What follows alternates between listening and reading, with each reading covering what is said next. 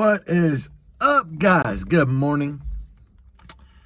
Down here at my little spot that I film at, and sadly I got like a week and a half left of using this spot, and then I gotta find a new spot, guys.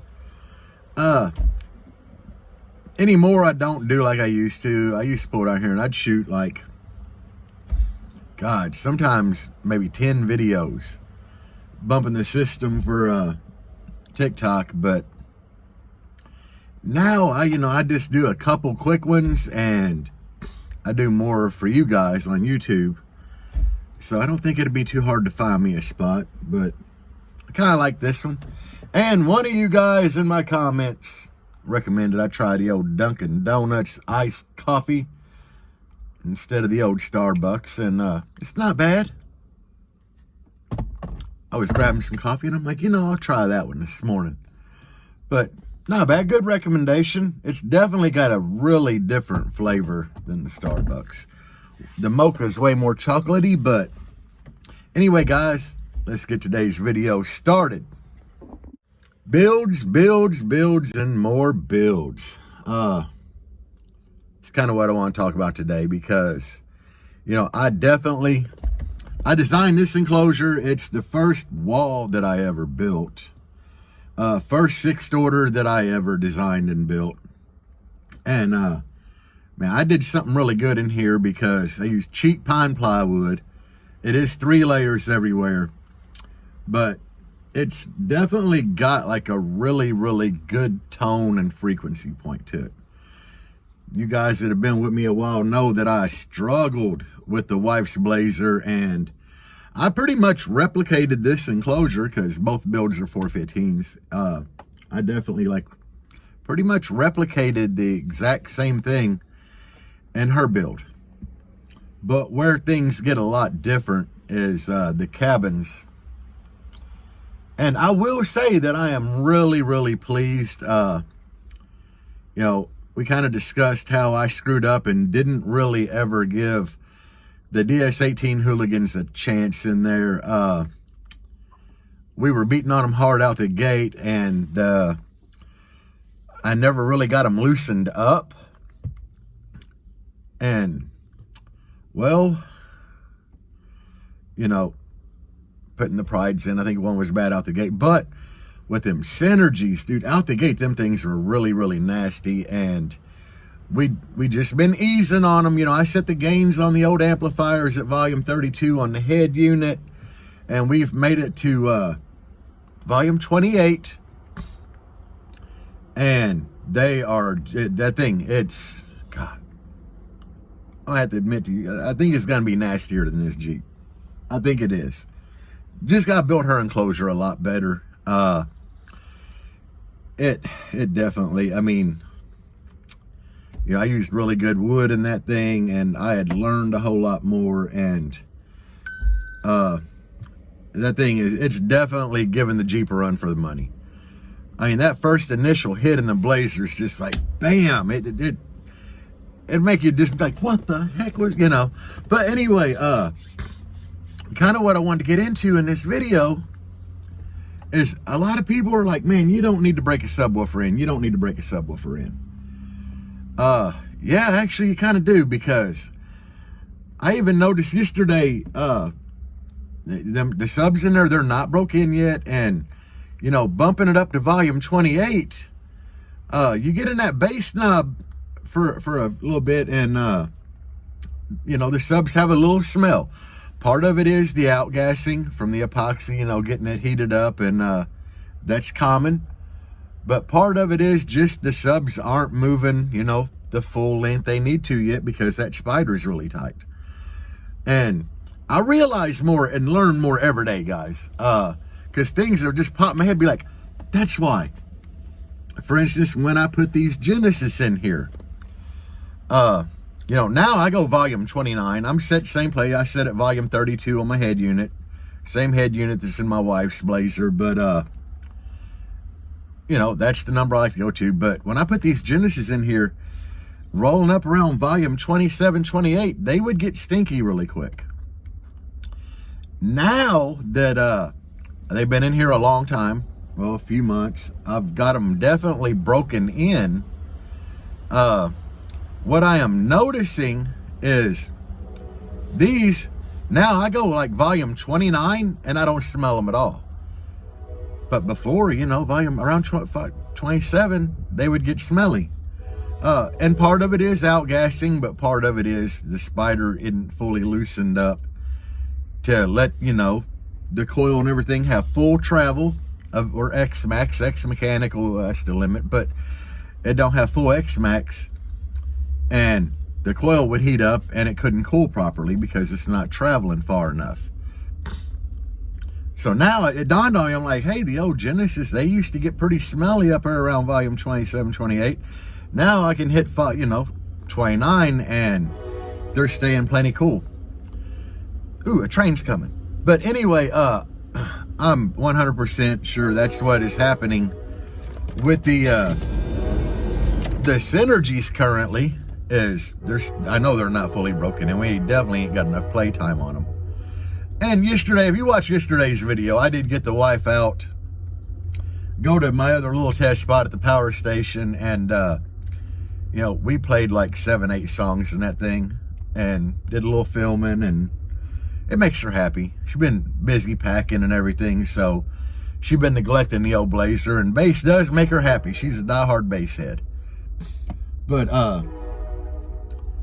I'd say it is definitely true. And in the beginning, I was one of these people, like, I've never broken a sub in. I didn't have much power. You know, when you don't have a whole lot of power and you got a really nice sub that can handle some power, it's going to seem like you don't need a break in. But when you have power, like a lot of power on hand, and you're overpowering a sub, I definitely recommend a break in, period. And this is just something that I've learned myself. I've done this to myself. I figured it all out. You definitely need a break in. But in other words, you know, other news, I guess, the old Blazer is getting nasty. Before, I wasn't happy with it, and now I'm extremely happy. And one is that we're taking the time to break in the subs properly. And two, it's just them Synergy WFO subs. I am really impressed with them subs. From day one, they really went hand in hand, like the characteristics of them, the way they're performing, the tone that they have, everything is really right there with the Pride Audios that I had.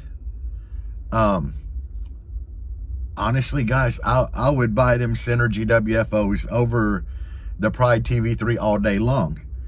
And reason being is you can get them right here in America. You know, I mean, it's like you hit up Synergy Audio, you can buy them. They ship them to you. Performance-wise, they're right there with the Pride, maybe a little better. I don't know. I mean, both the Pride and the WFOs have a cotton spider.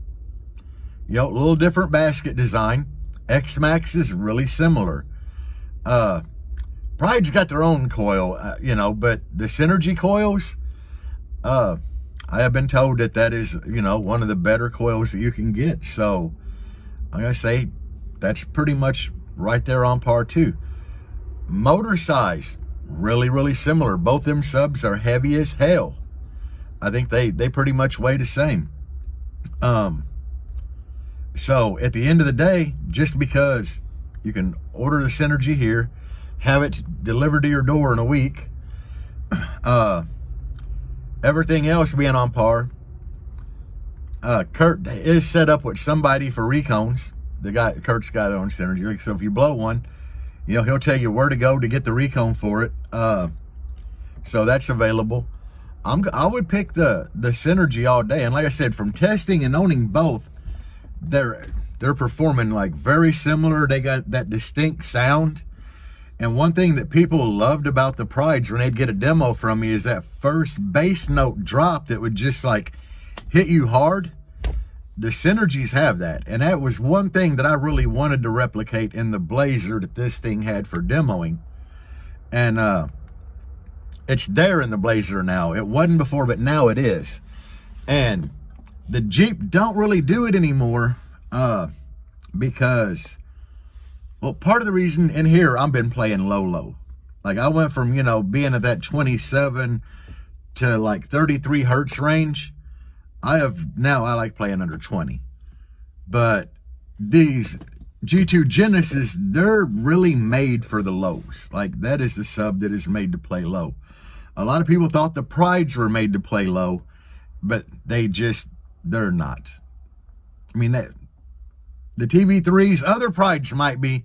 The TV3s, in here, they didn't like anything under 18 hertz. So, I mean, they wasn't happy with it. If I tried to just play like a song that was just solid 20 hertz, I would get like a lot of noise that wasn't normal out of the Prides, which could be the reason that one blew, But these, I can play like a solid 17 hertz tone, and these things are just back there like blah, blah, blah, blah, blah, blah, So, it is what it is. I'm very happy with what we're doing with the Blazer. And after we get all this moving everything done, hopefully we can hit some shows and Deb can start giving demos, because that's what she loves doing. And I can finally say, I'm really happy and proud of what we built with that thing. But is subwoofer break-in necessary? I'm going to say yes, if you have a lot of power. Now, if you got subwoofers that are, I don't know, like say a subwoofer that in reality is like a 2000 watt RMS sub, and you've only got a 3K on it, you're really not going to need much break-in. I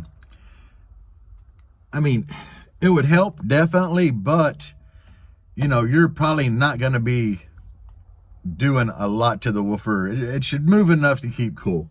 I would still do some break-in on it before going full tilt.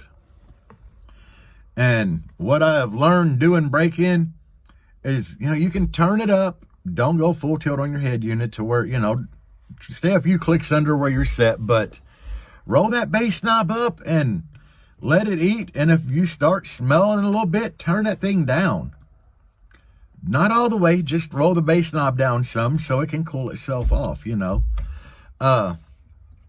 That's what we've been doing in the Blazer, and it's been working really, really well. But I can tell that the spiders are still really tight in it, and I'm just waiting to the point where we can hit, volume 29 in there and let it eat for demos, and, nothing's getting smelly. Subs are moving good, cooling good, and everything. But anyway, I hope this helps somebody. If you have a new build and with new subs and you're trying to turn it up and they're getting stinky, don't trip, guys. Don't trip. And it's been my experience that this has happened with new subs and a few different builds for me now. Or, well, a few sub swaps. And it's perfectly normal.